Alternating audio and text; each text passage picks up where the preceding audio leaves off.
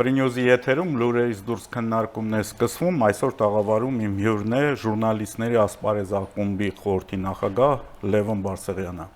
Բարև ձեզ, պարոն Բարսեղյան։ Հետաքրքիր խորհրդանշական բան այսօր մենք երկուսով նկատեցինք, որ նախորդ մեր հանդիպումը Գյումրու ընտրություններից հետո էր։ Այո։ Հիմա մենք հանդիպում ենք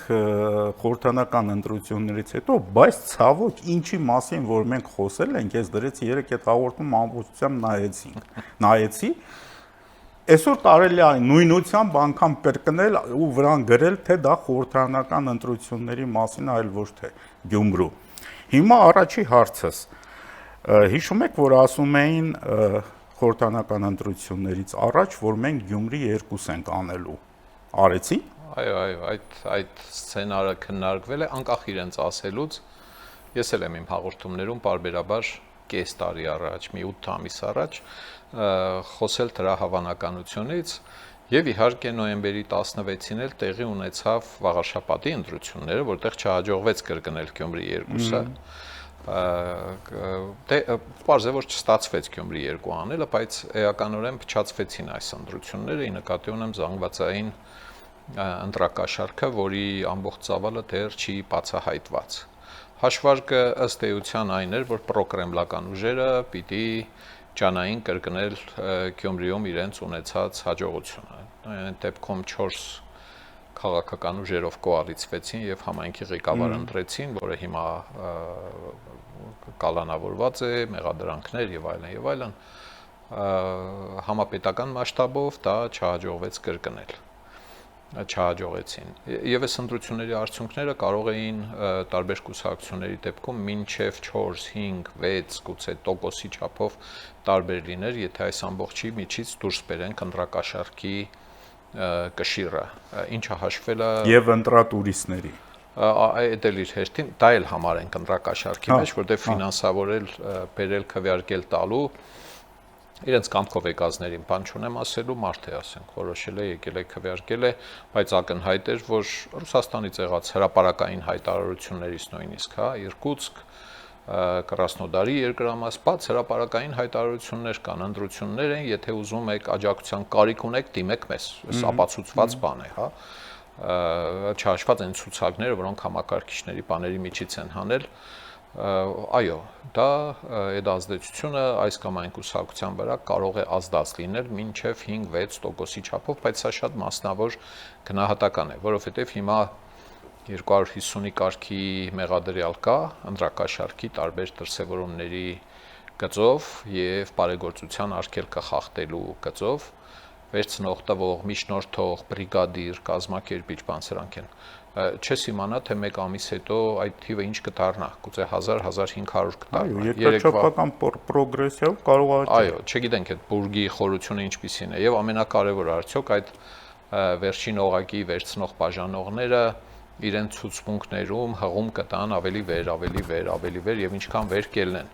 Գուցե մի ինչ-որ մագարտակ կլինի, որ շատ կարևոր բրիգադիրը, որը այն վերնախավի մեջ չէ, կասի չէ ախպեր, ինձնով է եղել, ես եմ արել, ինձ կուսակցության առաջնորդները ոչ մի հանձնարարություն չեն տվել, տատիս պապիս ոսկիները խուրդել եմ եւ որոշել եմ, որ շատ եմ սիրում, կարող է այնտեղից էլ ասած լինեն ախպեր դու կնա հանգիստ նստի, մենք քեզ էլ տիրություն կանենք, ընտանիքիդ էլ տիրություն կանենք, ինչպես ընդունված էր քրեական աշխարհում 7 տարի հետո կելնես, տուն կունենաս, մենակ մեր անունը չտաս, այսինքն հանգարց այդ ցուցմունքներով ելավ հասավ մինչև վերջ, ես կասկած ունեմ, որ հասնելու է, շատերը չեն դիմանալու, ասեն այո, նույնտեղից են տվել փողը, ասել են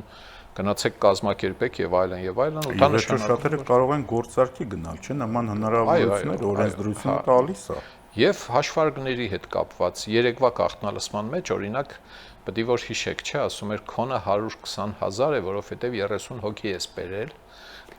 25-1 Սա ամեն մեկի գլխագինն է, այսպես ասած, բրիգադիրին տրված։ Երևի թե վերջին օղակն է, վերջին ճոգատավարն է, որից ներքև արդեն ուղիղ ընտրողներն են, եթե փորձենք այդ փոքրիկ բուրգը պատկերացնել, ասում է քո վերադասը Մարդունն է, Մարդունի վերադասը ես եմ, իմ վերադասը Սիմոնյան Արթուրն է, այսպես ինչ որ անուն ազգանուններ։ տեսնում եք քանի աստիճան է, ու փորձեք այդ աստիճանը բազմապատկել, եթե ամեն բրիգադիր 30 հոգու է տիրություն արել, այդպես բազմապատկում ես 30-ի 4 աստիճան է ստացվում։ 30 անգամ բացատրեցիք մատրյոշկան։ Այո, չէ։ Հիմա ցանցային մարքեթինգ այսպես ասած 900 անգամ 900 այդ մենակ այդ բանով ստացվում է ահռելի մի թիվ 270,000, բայց սա մոտավոր իհարկե ոտի վրա արված հաշվարկ է։ Ավելի շատ տեղեկություններ ունի հակակոռուպցիոն կոմիտեն, որին ի դեպ սահմանադրական դատարանը կանչում է դատարան։ Ոստիկանությանը, կենտրոնական ընտրական հանձնաժողովին, հակակոռուպցիոն կոմիտեին հələ բերեք ձեր ունեցվածքը, փաստեր, բաներ, ինչ ունեք, բերեք նայենք հələ այս պահի դրությամբ, գուցե դրանից պարզ կլինի, որ իմ ասած թվերը ճիշտ են, գուցե մի քիչ էլ փոքր են, 4-5-6% չափով սխալանք։ Ասենք, եթե չլիներ 23.5% կուսակցություններից մեկի քվեն, կլիներ 16-17%, 18%։ Եթե դա իջնում են, մյուսների տոկոսները ելնում են, հա։ Իսկ եթե դա կազմակերպված է ընդհանրապես կուսակցության կողմից, ոչ թե այնտեղ բանը համակիրներն են իրենց սեփական նախաձեռնությամբ որոշել ընտրակաշառք բաժանել, այդտեղ հարցեր են առաջ գալիս ընդհանրապես կուսակցության ստացած մանդատները ուրեմն շարքից հանելու։ Ես իմ չգիտեմ, մենք չունենք նախադատական նման օրինակ չունենք։ Բայց նախադեպ կարող է լինի, կարող է դառնալ նախադեպ, կարող է ենթադրենք տեսականորեն, ես ուզում եմ փորձենք պատկերացնել կաշառք բաժանած քաղաքական ուժերին, եթե դուրս ենք բերում մրցակցությունից, այն ներքևի ավելի ցածր տոկոսներ հավաքած քաղաքական ուժերի վրա տոկոսների վերաբաշխումով, այսինքն ընդհանուրից արդեն տոկոս, գուցե 2-3%, 2.5, հա, 1.9, 1.8% հավաքածները 4-ը կանցնեին, ինչ իմանաս, այսինքն ապականված է ընտրական պատկերը, այս իմաստով է, որ ես շատ կուզեի, որ սահմանադրական դատարանը սահմաներ վերաքվեարկություն երկրով մեկ, ոչ թե նոր ընտրություններ, նոր ընտրություն նշանակում է նոր առաջադրումներ, 3-4 ամսվա ցիկլ, նորից ընտրակաշառք թե արդեն ուրիշ կլիներ, բնականաբար, հա, մեքենան ջախջախված է ահագին մեծ չափով եւ քարոզարշավ, բանավեճեր, ոչ նոր ընտրություն ի նկատի չունեմ բոլորովին, ի նկատի ունեմ վերաքվեարկություն եւ ոչ թե այն 3 տեղամասերում, այլ բոլոր 2006 տեղամասերում ենթադրենք վճիռը կլինի հուլիսի 4-ին, ասենք թե հուլիսի 18-ին, 2 շաբաթ հետո կամ 1 շաբաթ հետո ես վստահ եմ բոլորովին այլ պատկեր կունենայինք։ Դա կլինի, եթե նման որոշում լինի։ Ես գիտեմ, որ այս գաղափարը շատերը չեն պաշտպանում։ Ահագին մարդ ասում է լավ է, դե ոչինչ եղածով մի դե յոլա գնանք, թե այսպես ստացվեց, ոչ այն մի կողմը դժգոհ է։ Մեզ ջախջախեցին, այսինքն ինչ եք խանգարել, որ ընտրակաշառք բաժանվի, էլի։ Ինչ նամարդություն եք արել, էլի, այս ինչ չուզող իշխանություն է, գետինը մտնեք։ Մեր կուսակցության ղեկավարներին ձերբակալեցին, իրանք չէին տեղերում, չէին կարողանում աշխատել, ինչ պիտի անեին տեղերում։ Հիմա այդ շղթաների մեջ առայժմ մեկը կա, որ մոտիկ է կուսակցության առաջնորդին, ձերբակալվածների մասին է խոսքը, հա, որը հարցազրույց էր վարում հետը Սամվել Կարապետյանի պիտի որ հիշեք։ Մյուսների դեպքում առայժմ դեռ դատախազությունը կամ հակակոռուպցիոն կոմիտեն այդ վերջին օղակի բաժանող վերցնողների կապակցությունը կուսակցությունների վերնախավի հետ չի հայտարարում, գուցե ունի ապացույցներ, գուցե եկուց տեխնացուներից կային նույնպես ձերբակալվեցին, չէ, գուցե եկուց մյուս օր այս քննությունների ընթացքում գուցե 2 ամիս դեռ քանդելու են, փորելու են, չի բացառվում, որտեղ ամեն օր մենք տեսնում ենք նորանոր ձայնագրություններ, գաղտնալսված, ու գուցե կգա մի օր, երբ կգան կհասնեն։ Ես չեմ կարծում, թե առաջին դեմքերին կհասնեն, որ ասել է ապացուցվի, որ ես կուսակցության առաջին դեմքն եմ, ասել եմ ահա ցես 2 վագոն փող, գնացեք զբաղվեք։ Դժվար կլինի նման բան ապացուցել, գուցե եղած էլ չլինի, որտեղ սովորաբար առաջին, երկրորդ, երրորդ դեմքերը այդտեղ չեն թաթախվում, էլի, հա, այսինքն ինչ որ բրիգադիրների ճամպրուկով փող բերողների մակարդակից մի քիչ վերև ու վերջ։ Կորպուսի հրամանատարին, բանակի հրամանատարին են հանձնարարում, իրենք չեն խառնվում այդ բաներին։ Եվ հատկանշական է իհարկե այս ընտրությունները նրանով, որ առաջին անգամ Հայաստանի պատմության մեջ ոչ թե ընդդիմադիր քաղաքական ուժերը, ոչ թե դիտորդական կազմակերպ, ոչ թե լրատվամիջոցները հավաքեցին կեղծիքների ու կաշառքների բազա, այլ հենց պետական իշխանությունը հավաքեց, բացահայտեց ահռելի մի ծավալ։ Նախկինում այդպես չի եղել։ Նախկինում պետական իշխանությունները բաժանում դրա կաշառք։ Եթե նույնիսկ բաժանելու ապացույց չունենք, մենք հաստատ գիտենք, որ չկա որևէ օրինակ, երբ պետական բացի մի քանի դեպքերից, ես մի 4-5 դեպք գիտեմ, ընտրակաշառքի համար մարդ է դատվել։ Գյումրու թանգարաններից մեկի տնօրենը ընտրակաշառքի համար դատված է։ Գիտենք այդ օրինակները, բայց այսպիսի լայնամասշտաբ հետաքննական աշխատանք, որը արել է հակակոռուպցիոն կոմիտեն, գուցե նաև ուրիշ իրավապահ մարմիններ, առաջին անգամ է։ Այսինքն ոնց որ դերերը շուռ տված լինեն, էլի։ Այն ժամանակ իշխանությունը իր մանգլավիկներով, իր օլիգարխներով ու հարուստներով էր կազմակերպում այդ ամբողջը եւ ընդդիմությունը ղժում, փոռում, փաստեր էր հավաքում,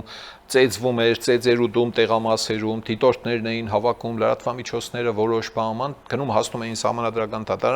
սահմանադրական դատարանը նայում էր, ասում էր, հա դե ձեր անուղակի փաստարկները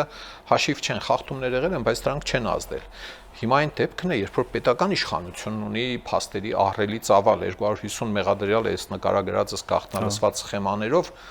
դա լուրջ թիվ է։ Ինձ որ հարցնեն, ասեմ երևի թե մի 300,000 քվե կմվել է։ Սա շատ մոտավոր կարծիք է։ Եթե այսօր եկուց հակակոռուպցիոն կոմիտեն նոր տվյալներ հայտարարի, գուցե իմ թիվը փոխվի։ Ինձ նման 1000 մարդու հարցրեք, թե ինչքան մարդ փողով գնված կլինի, կներեք այս ձևակերպման։ Եվ ինչքան մարդա դրա մասին, այդ process-ի մասին լսել։ Լսելը, հա, Հարևանն ասել, գյուղացին ասել։ Լսելը մի քիչ բան է, որովհետև ասենք, ավելին ասեմ, նույնիսկ կլինեն մարդիկ, ովքեր եղել են տարբեր քաղաքական ուժերի ընտրակաշառքների ցուցակներում։ 2-3 տեղ էլ գրվել են, նախկինում էլ եղել նման բան, 2-3 տեղ գրվել են, գրանցվել են, որից ինչքան կարողացան փոգել են։ Հետո ասում է գաղտնալսման մեջ, եթե ես ընդամենը Երևանի մասին եմ խոսում, էլի, ասում է զանգե սա երթան իմացել ենք, որ գյումրեցիք էին Երևանը, ու կանայք էին հիմնական, երևի Աբովյանի քրեակադարողականի մասնաճյուղ արժե բացել Գյումրուց, որ տնից հեռու չեղնեն այդ մարդիկ 5 տարի պիտի նստեն վերջապես, սա իմիջայլոց, շատերին թվում է, թե ես կատակ եմ անում։ Ես ամեն ինչ անելու եմ, որ այն առավելագույն ժամկետով նստեն։ Իշխանությունից ինչքան պահանջ կա, պահանջվելու է։ Երեխա մայր է, երեխա տատ է, ով ուզում է լինի, գնացեք նստեք երկրի վրա, գումար եք խաղացել, որոշել եք, որ դուք պետք է երկրի ճակատագիրը փոխեք, ինչ թե դուք ունեք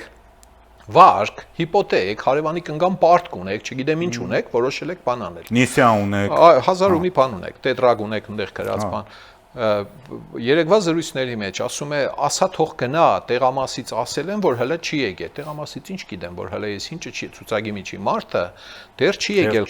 Ուրեմն կանգնած է քվյա, ինչ է, ցուցակների գլխին, որտեղ ստորագրում են, ինչ որ մեկը կանգնած է ու նայում է, որ էս ինչան, էս ինչը դեռ չի եկել քվեարկելու։ Զանգում է շտաբ, ասում է ցուցակիդ միջի, այդ ինչան, այդ ինչն է, այդ մարդուն բզի տեղից հանի, ղրգի թող գա քվեարկի։ Այս կամ էլ ավելի վատ տարբերակներն է, որ այն մատնահետքերով նույնականացման համակարգին մատչելիություն են ունեցել։ Սա քիչ հավանական է, որտեղ սա հակերության կիբերհանցավ։ Ես չեմ բացառում, գիտեք, այդքան փողի մեջ ոչ մեկի մեղքը չեմ ուզում առնել, բայց 2-3 հոգու կղզի նվեր տալ, ասել ախպեր մեզ հարմարեցրու էլի, որ կպնենք այդ ցանցին էլի։ Արի իմացի, կղզի չէ, կղզյակ ասենք։ Տեսեք, նախկինում իշխանությունները, դե այս ուժերն էլ նախկին իշխանությունների կարելի ասել հոգեզավակներն են, իրանք հետաքրքիր մեթոդոլոգիա են, չէ՞ մշակել, դուք էլ եք հիշում, որ ասենք ոչինչ չէին ասում այն մարդկանց, ովքեր ունեին կոմունալ պարտքեր, չէին էլ անջատում հոսանքը, ջուրը, գազը, չէին անջատում, գալիս էր ընտրության ժամանակահատվածը, այս մարդկանց կանչում էին, ասում էին ջրվում է պարտքերը, գնացեք, համապատասխան, ոնց որ կասեր դասական, համապատասխան քվեարկեք։ Գյուղերում անցած տարիների ընտրությունների մենք ընդհանրապես ընկերներով մեկ-մեկ տնում սկսում ենք հիշել, հաշվել, թե ընտրակաշառքի ինչ ձևեր ենք ունեցել երկրում։ Մոտ 200 տիպ ենք դասակարգել, մի օր դիգրվի հրապարակվի այդ ամբողջը։ Հայտնի բաներ են դրանք, փողից սկսած, ուսմանվարց, արբանյակային անտենա, կար ժամանակ, որ դա կարևոր բաներ չէ, արբանյակ, մուրաբա, կալգոտկա, մայկատրուսիկ եւ այլն, եւ այդ տուկիթել, խոդիտուկ եւ այլն եւ այլն։ Ես ֆանտաստիկ մի երկու օրինակ հիշեմ, ուրեմն մաշած, բայց ոչ քաչալ անվատող պակրիշկա։ Այսինքն մաշված է եղել, մի քիչ քշած է, էլի, հայն որ օգտագործման պիտանի վուլկանիզացիայի դրանից է ինտավել գյուղերից մի քանիսում եւ միտեղ ընդհանրապես ֆանտաստիկայի ոլորտից էր։ Դուք կընտրեք հանրապետական էսինչին 2013 թիվ էր, եթե չեմ սխալվում։ Բանը եւ ձեզ ունեցած ձեր գյուղում կաթ հավաքող ընկերության կաթի պարտքը ձեզ անմիջապես կտան։ Ոչ թե մի ամիս հետո կտան, այլ եթե դուք ձեր քվեն տաք, հա, այսինքն փող չենք տալիս ձեզ, ընդամենը պարտքն ենք տալիս, որ պարտք ունեք։ Այս ծեվի այս անգամ ինչ էր շալվարը առաջացավ, չէ, ասում է եւ այլն եւ այլն։ Այդ ամբողջը ես այս հատվածներում մեկ-մեկ սոցիոլոգներին, մշակութաբաններին, բան ասում են, որ դուք պարտք ունեք, էլի, այս ամբողջը պետք է գիտական հետազոտության ենթարկվի, բերվի, հավաքվի իրար գլուխ, հասկանանք ինչ է։ Գեղարվեստական ֆիլմերի տեսքով էլ պետք է։ Այդ արդեն շարունակություն։ Օրինակ երեկվա այդ դիալոգը մտքիցս չի ելնում։ Առանց փոփոխության պետք է վերցնել տալ կամերային թատրոններին, ընդհանրապես փոքրիկ թատրոններ կան, չգիտեմ, տարբեր քաղաքներում, բաներում, ասել ախպեր բան չփոխեք այդ դիալոգի մեջ, ինչ կա չկա, այդ եղած ամբողջ ինչքան ամիս ու կես է մենք լսում ենք, չէ, օրական միթիկա լսում ենք 5 րոպե անգամ 40 օր, եղավ 2 րոպեանոց, 200 րոպեանոց դիալոգ, 3 ժամանոց դիալոգ ունենք, միջից չալաղաշ տեղերը հանեք, բան արեք, հələ դրեք էլի։ Հա, օրինակ նաև այն նախորդը մենք եթերից առաջ էինք խոսում, որ ասում էր եթե չտվեցիք փողը իմ 180-ը կառնեմ, տանեմ, հա, կամ այն երկու կանայք, որ մեկը ասում է աղջի բավոր հավաքվենք այս ժողովրդին մի անգամից այն բանից անենք, այն էլ ասում է, ինչի աղջի չենք կարա, կարանք։ Այդ դիալոգները, այդ գանձ է, ես իսկապես ուզում եմ այդ մարդկանց տեսնել, էլի, ինձ հետաքրքիր է, էլի, այդ կերպարները ինչ են, իհարկե մենք քաղաքականությունից հեռանում ենք, բայց դե մարդաբանությունը ընդ որում արհեստական բանականությունը շատ կարող օգնի այդ հարցում։ Հա, բայց շատ կուզեմ տեսնել ես այդ մարդ։ Գիտեք, կարող է պարզվի մարդ, որին ես օրը 3 անգամ տեսել եմ կամ բանը շաբաթը 5 անգամ բարևել եմ ես Մարդուն դու ասա եկել բաժանում է։ Շատ լավ, դե ես չէի կարող այնպես չանել, որ հումորը չլիներ այս հաղորդման ընթացքում։ Այդ հումորի մի բաղկացուցիչն էլ ռուսական սանկցիաներն են։ Հիմա այդ սանկցիաները օգնեցին պրոռուսական ուժերին, թե հակառակը։ Պարոն Մկրտչյան, ուրեմն շատ կարևոր է իսկապես այդտեղ էլ հետազոտություն ունենալ։ Երևի թե ինչ որ սեզոնի կամ ինչ որ ժամանակ անցնելուց հետո պետությունը բնականաբար կունենա այս 2 ամսվա, ընդհանրենք մայիս, հունիս վիճակագրությունը կհամեմատի անցած տարվա մայիս-հունիսի, նախանցած տարվա մայիս-հունիսի եւ այլն, ու պարզ կլինի, էլի, եթե օրինակ անցած տարի մայիս-հունիսին այդ պատժամիջոցները չի ունեցել Հայաստանը, իդեպ ռուսները պատժամիջոց չեն ասում։ Հա, անհրաժեշտ սանիտարական միջոցառումներ են, բան։ Հա, կկարողանան համեմատել, տեսնել, թե օրինակ անցած տարվա համեմատ այս տարի երկրից դուրս գնացել է պակաս ապրանք, գյուղմթերք, գումարած ցուկ, ծաղիկ եւ հանքային ջուր, հա, թե ավել ապրանք է գնացել եւ բնականաբար, եթե հավասար է գնացել կամ ավել է գնացել, то կամ նույնիսկ պակաս է գնացել, հաստատ ինքը պետությունը գիտե, թե որ երկրներ են գնացել, երեք էկոնոմիկայի նախարարը կարծեմ հրապարակեց 3 օրվա տվյալներ։ Դեռևս համեստ է, բայց ինչ որ է, հիմա ահավոր դրանց որակը գերեվա համեմատության մեջ, էս է ասածս, էլի, ես չգիտեմ, պարզ չէ։ Սա մեկ, այսինքն մինչև դա չհետազոտվի չենք հասկանա, էլի, պատժամիջոցը երկրին վնաս տվեց, թե ոչ տնտեսապես։ Հիմա քաղաքական իմաստով սա մի ուրիշ հետազոտություն է ուզում հասկանա, թե մարդկանց տրամադրությունը ինչպես փոխվեց այդ պատժամիջոցների մասին լսելուց հետո։ Մարդիկ ասացին՝ «Վույ աման, բերեք հանգարցրսի փեշի տագից դուրս չգանք, կռեմի թե հակառակը», չես իմանա, այսինքն ընտրությունների արդյունքների վրա ինչպես ազդեց։ Գուցե 3% ավելացավ հոգուտ իշխանության ընդդեմ պրոկրեմլականների, գուցե 2% պակասեց։ Այսինքն սա իսկապես հետազոտություն է ուզում ու լուրջ է դա, ոչ թե հեռախոսով, մենք զանգել ենք 1500 հոգու աշխարհի ամենաճարտար, ամենախորամանկ հնարամիտ ազգին հեռախոսով հարցում է անում, էլի տանի ծովը ծառավ ետ կպերի, էլի դրա համար էլ լիքը քաղաքական ուժեր քաշված են, ասում են մենք պետք է ունենայինք, պետք է հիշեք, Քոչարյան Ռոբերտը 21 թվականի ընտրություններից 2 օր առաջ հայտարարեց, որ 60% ունենք մենք, սրանց մնացել է 48 ժամ։ Ես հավատում եմ, որ ինքը հավատում էր։ Որտես թվեր իրան ներկայացրել են նաև։ Ինքը հավատում էր ոչ միայն ներկայացրել են, գիտեք, մի բան է, երբ քաղաքական գործիչը փորձում է բլեֆել, ասենք 2%-ի կարիք ունի, ինքը 2% է չափազանցնում, որ այն չկողմնորոշված ժողովրդից ասեն, ամենից մարդը մի բան գիտի էլի, որ ասում է։ Ընդհանրապես երևի մինչև հիմա չսովորեցին էլի, որ կլոր թվերը ստում են, չարժի 60 ասել, արժի 59 ասել կամ 61 ասել, մի քիչ լրջություն հաղորդեն էլի իրեն, բայց այդ թողնենք, այլևս ուշ է իրենց համար դա սովորեն։ Սա ինձ հուշում է, որ իսկապես դեմ էին տվել, այս անգամ էլ են դեմ տվել շատ-շատերին, ահագին մոտավոր, կեղծ կամ իրենց դուրեկած տվյալները, այսպես կոչված հետազոտողներ համարել են, որ հանկարծ կարող է պատվիրատուի աչքից ընկնել, եթե իր դուրեկած տվյալները դեմ չտան իրեն։ Միշտ եղել է Հայաստանում, այս չարիքը եղել է։ Բարեբախտաբար ես տեղեկություններ ունեմ, որ արվել են նաև որակյալ հետազոտություններ կուսակցություններից որոշների պատվերով, բայց չեն հրապարակվել։ Ներքին օգտագործման մարդիկ դրել են, նայել են, ասել են, լեմես ցույց տվեք, որտեղ ենք թույլ։ Որտեղ ենք ուժեղ, մի հատ հասկանանք, որտեղ ինչ ենք ցկում, որ նարատիվն է աշխատող, որ խոսույթն է, որ աշխատող չէ, սա նորմալ բան է, էլի, բայց այնպես որ ունենայինք շատ օպերատիվ կերպով հանրային կարծիքի հետազոտություններ, ասենք բանավեճի 3 հատ բանավեճ տեսանք, չէ՞ մենք հանրայինով, ամսի 1, 2 եւ 4։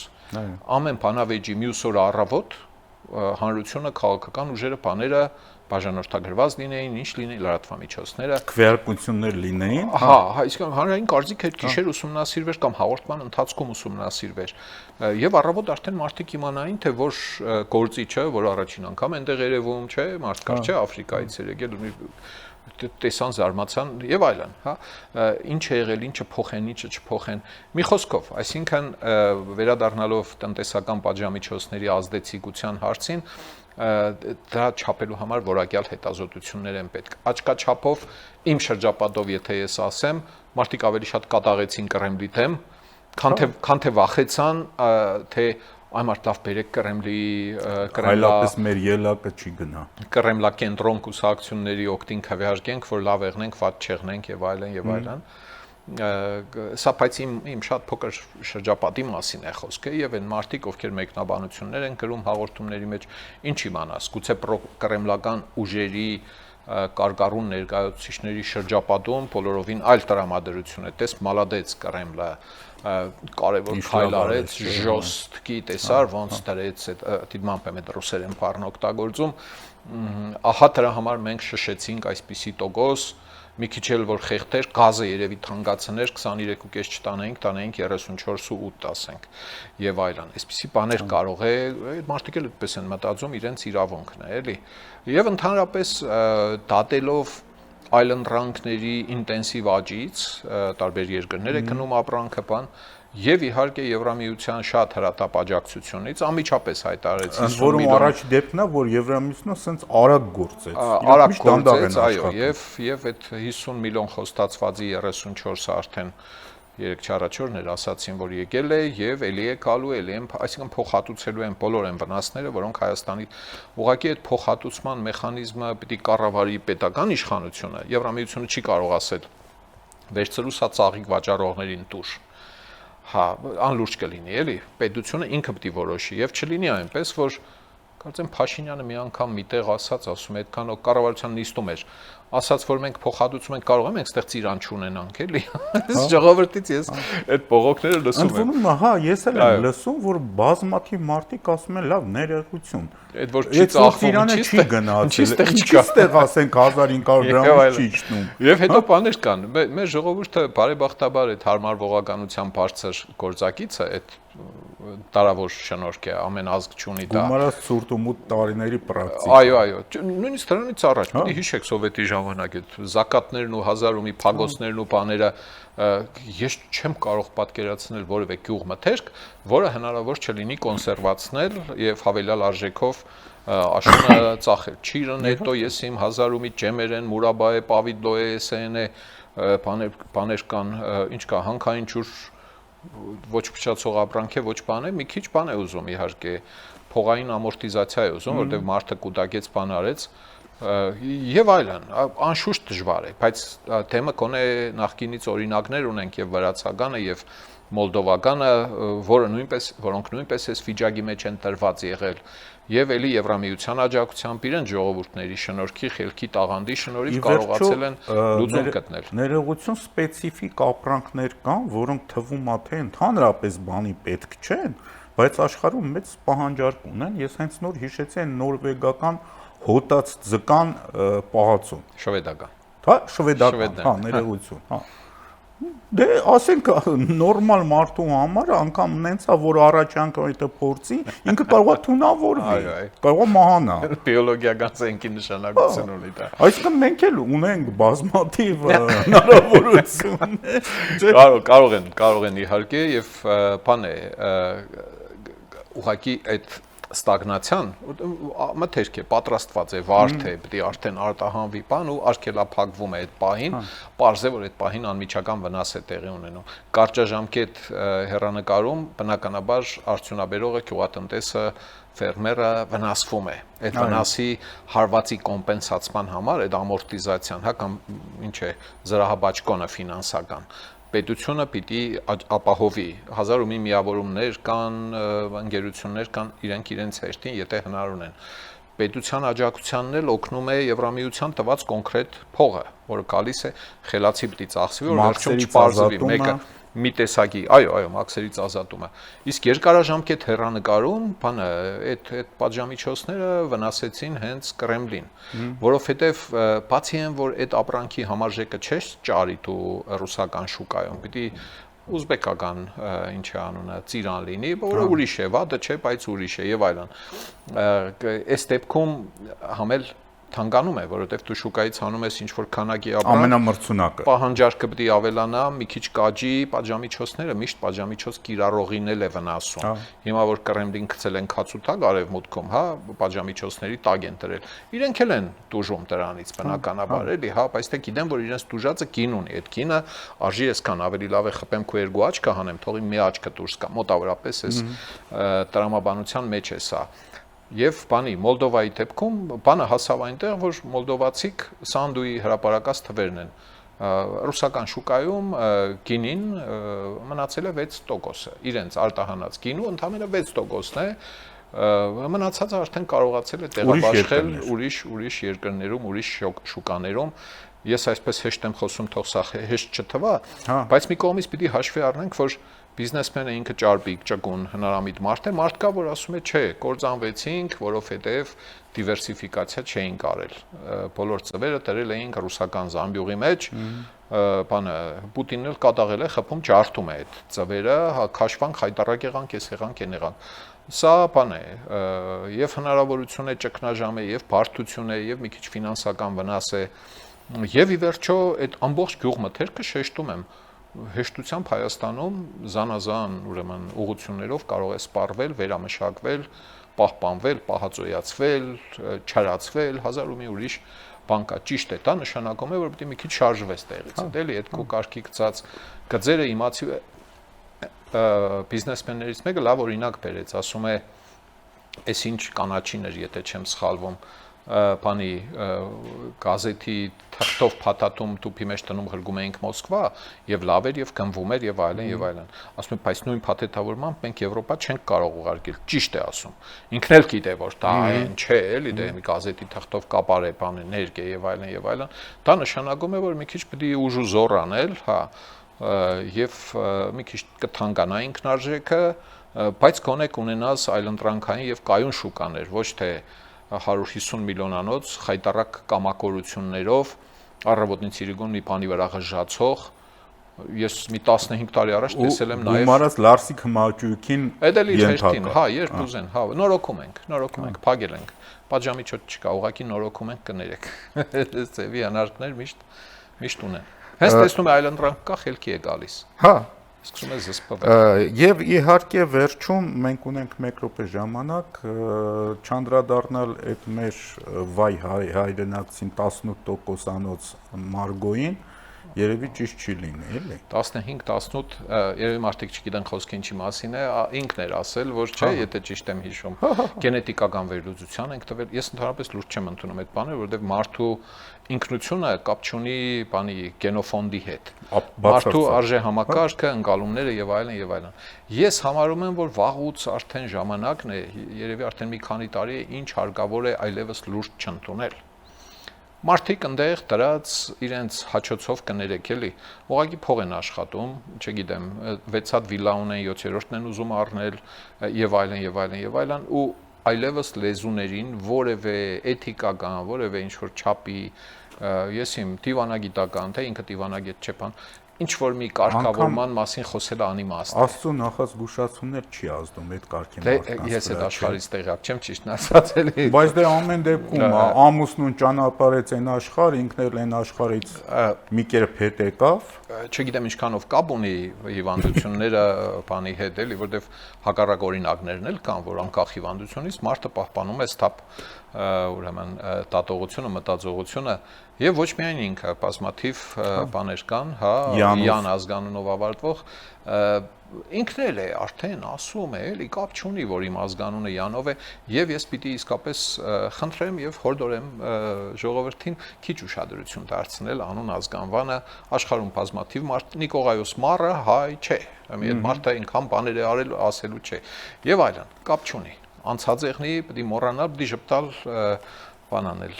հումորի տալ անստիկը նայել։ Հա, իհարկե նանսենն էլ հայ չէր, բայց այն ինչ որ ինքը արեց հայերի համար։ Այո, հա, դա կապ չունի։ Նաիրի Հունանյանը հայ է։ Հա։ Ոչ ոք չի կասկածում, չէ՞ որ ինքը եղբայրը բաման էթնոսը կապ չունի քրեականության հետ, էլի, ազգային պատկանելությունը քրեական ազգեր չկան։ Աստվածային ազգեր չկան եւ այլն եւ վաղուց այդ բաներից պիտի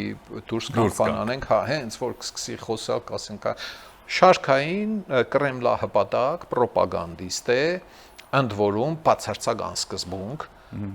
ասենք եկուց որ Վալոդիկը չլինի, մեկ ուրիշը լինի, ասի որ բանը